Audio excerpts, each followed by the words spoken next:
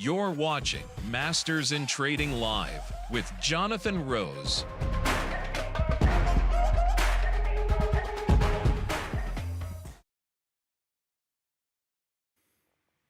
Hey everybody, it's Jonathan Rose, and for 30 years I've been a professional trader at some of the world's biggest exchanges. The Chicago Board Options Exchange, Chicago Board of Trade, Chicago Mercantile Exchange out here in Chicago. I've been doing nothing but trading for the last 30 years, and now I get on every single day, 11 a.m. Eastern Time, to go over the market, try to find some trades to help you guys make some money. You guys know I was out last Thursday and Friday because I was fortunate enough to go to the Masters golf experience. What a trip. That's been on a bucket list for me for pretty much my whole life. I'm a fanatical golfer, and going to the Masters, what an amazing experience. If you haven't had the chance to do that, I highly recommend it. Something that really stood out to me. My friend and I spent a bunch of time on hole 6. It's a par 3. We were there for about an hour and a half, just watching every group come through on this par 3. The most amazing thing to me, golfers that hit a shot pin high, 10 feet to the right, was a great shot. The ball would stay on the green. Same hole. Golfers who hit the ball this exact same place, except 3 yards a little further, would catch a hill and roll down off the green. Golfers who were just 3 yards short of that place to land it, they would roll off the green too. And as I was sitting there with all the patrons or all the fans, there was rumblings that people were saying, oh, that's unfair. Somebody hit pretty much the exact same shot. They thought it was unfair because their ball rolled off while somebody else's ball rolled on. But as a golfer, I know that's the difference, because to the layman, it looks unfair, but those guys are doing the work. They know exactly where to hit the ball, and the difference is between a good shot and a bad shot. So people would think it would be lucky because the ball would land in a little bit different place, but it wasn't luck at all. They knew exactly what they were doing, and it reminds me of trading. So many people out there trading, but when times get tough, like it is right now, you got to be really, really careful to not risk your money in wasteful places. Super excited throughout all of this volatility at Masters in Trading. We didn't stop ourselves out once. Instead, we look to manage our trades and to trade around those. So I'm super happy about that, especially knowing a lot of people stop themselves out during this crazy volatility. Today, I want to talk about silver. We've been talking about silver, wanting to be long silver rather than gold, and I shared some silver trades with you guys in these last few weeks. We're going to talk about how to manage those silver trades. Let me go over to the screen. I got the chat up for you. So here we go. Oh, I got one more story. James, good caddies and knowing the greens. I got one more story for you guys. Before I do that, are you guys involved in POS? Are you guys involved in the silver trade? If you guys could just let me know about that silver trade, are you guys involved? I want to talk about managing the silver trade, but I got one more quick story for you, because one night at the Masters, I was invited to a real fancy dinner. There were 6 of us at the dinner. I met the guy to my left. He was an agent for Bubba Watson. The guy across from me was a general manager for a real high up vice president for FanDuel. I met a guy at the end of the table. I said, hey, what do you do? I'm a race car driver. Well, that's pretty cool. A race car driver? I don't know anything about race cars or about any of that. So I was like a fish out of water. This kid looked to be like 23, 24 years old. So I had to imagine he was a young race car driver. I said, oh, where's your next race going to be? He tells me it's in Tennessee or something. Very, very cool. We talked a little bit. And then the MC says, we have a very special guest today, and he calls somebody up for a toast. We have the winner of the last 2 Daytona 500s. So I didn't realize it. The young fella I was talking about was this guy, William Byron, who you guys probably know, but I don't know a thing about NASCAR racing. It turned out the fella I was talking with was 2-time winner of the Daytona 500, so I embarrassed myself pretty well right there. Okay, enough stories, guys. Let's get into the trading. here are the trades that we shared with you guys, and these trades were shared with everybody. Now, we do have in our subscriber-only chat community, I share trades throughout the week, but we also share trades for everybody. And the trades that we were sharing with everybody were in silver. We shared these, that is not a straight line, but we shared these May 10th and April 4th. Getting long PAS, P-A-A-S. The first buys were at 23.68, then 21.85. I'm going to pull up PAS right now because I want to talk about managing this trade. All right, you guys have PAS? Rick is still in PAS. Jeff, you're in PAS. Jeff Rogers in PAS. James is in PAS. Michael's in PAS. All right, here's the suggestion. Oh, Michael's up 160% in PAS. Navi's in PAS. Way to go, guys. Okay, here's what we're looking to do. We got in PAS because it was outside of its expected move, right? PAS stays inside its expected move 87.5% of the time. So we got in PAS because it was outside of its expected move. We also got in PAS. Actually, let me ask you guys, what is the other reason we got in PAS, right? Not just because it was outside of its expected move. The other reason we got into PAS is because silver is very, very inexpensive, relative to gold, right? So PAS is rallying right now. Very, very cool. Great for our trade. What I want to do is one of our PAS trades, let's close. Let's close and cover one of those PAS trades. But the second PAS trade, I want to do some trade management. Let me show you what I mean by that.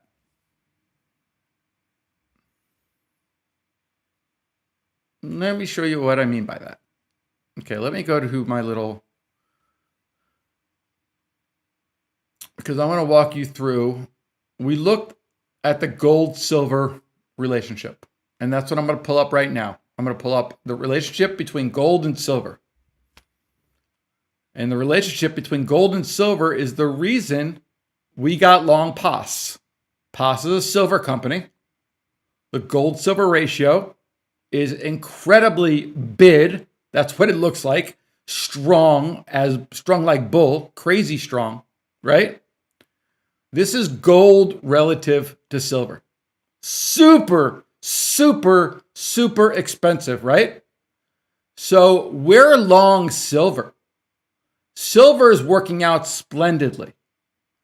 Now, the reason I want to close one silver is to lock in profits, but the other silver, I want to hold. The reason why I want to hold that trade is because we got into silver because of the gold-silver relationship. The gold-silver relationship is still at its all-time high. So PAS, we're making money in, that's great, but PAS is still very, very, very inexpensive relative to gold. Now, of course, we want to lock in profits, right? Nobody ever went broke locking in profits. But it's tough when you want to lock in profits and get back in the same trade, right?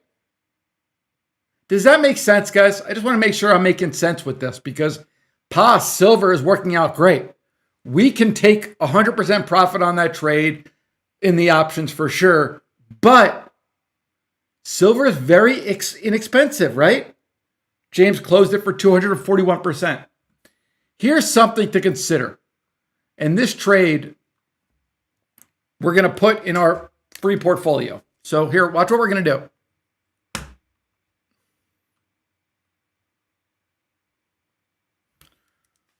We have two PAS positions.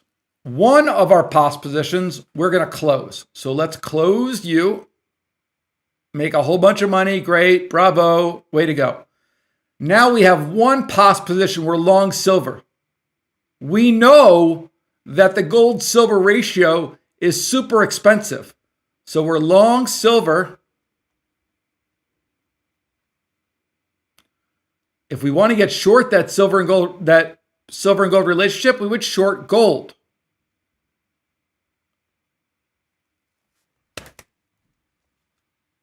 Now I'm going to take you to my next chart, because this is when it gets to be fun, because we're going to build a position.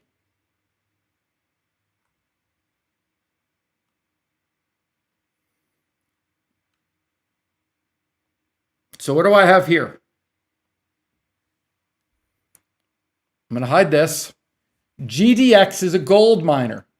GDXJ is small gold miners. GDX is the big gold miners. GDXJ is the small gold miners. If I overlap PAS, the white, against GDX and GDXJ, you could tell they're very, very, very correlated, right? Pretty much look like the same thing. Well, I did some research. And what about AEM? AEM, I'll put these on here too, just so you could see. AEM is also closely correlated to PAS and GDX and GDXJ.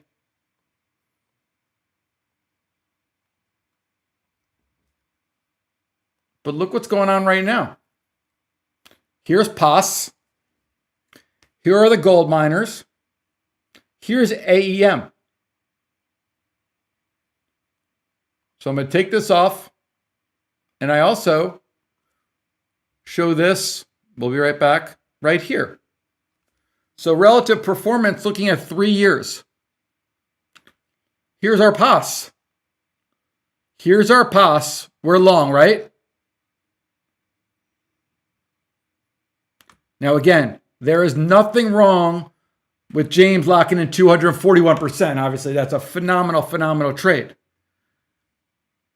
But the reason we have two of them is so we could hold one. And I think this is by far the best value that we could trade to protect that PAS.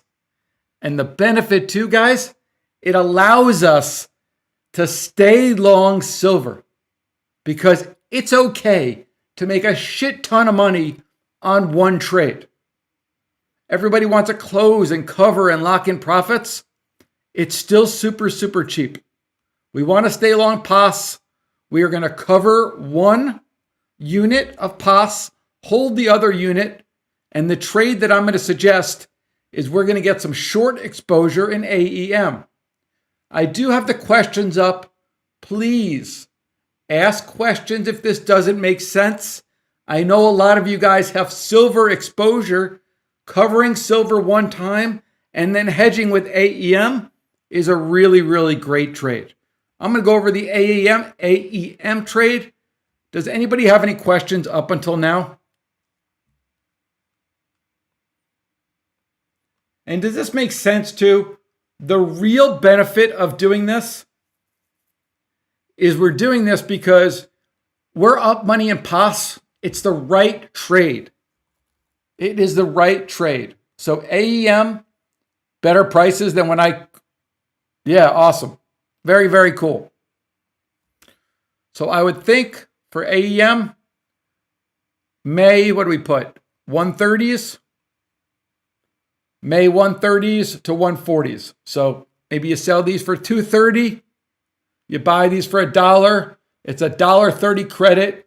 We want AEM to stay under 130, and we want to stay long PAS. This allows us to stay in our great trade. It gives us time. You don't have to lock in profits. It is a wing dinger. It is a really, really good trade, but I want it to make sense.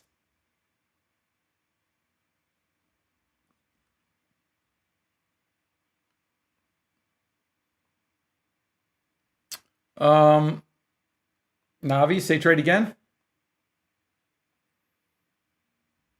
One sec. AEM, selling the 130s, buying the 140s. Chris just threw it in the chat. So the trade is in the chat right now. Okay. Now, the next thing I want to do, guys, is we are in earnings season. I'm going to share a whole bunch of earnings trades right now. Yeah, Michael, that's a bearish trade on AEM. We are bullish on POS. The gold to silver ratio is sky high. AEM is going to give us more exposure to gold. So we're getting short AEM with this bear call spread. And we're long POS. PAAS. Okay. All right. So we are headed into earnings season. Earnings trades have been the best trades that we've shared at Master Than Trading going back these last 12 months. The earnings trades have been 65% profitable, and I think the average winning percentage is well over 35% per trade. When I get off this screen, there's going to be a number. Give it a call. You can learn about our earnings program. For everybody else in all access, you guys sit still. We are going to go over the first trades of second quarter 2025 earnings season. We'll be right back.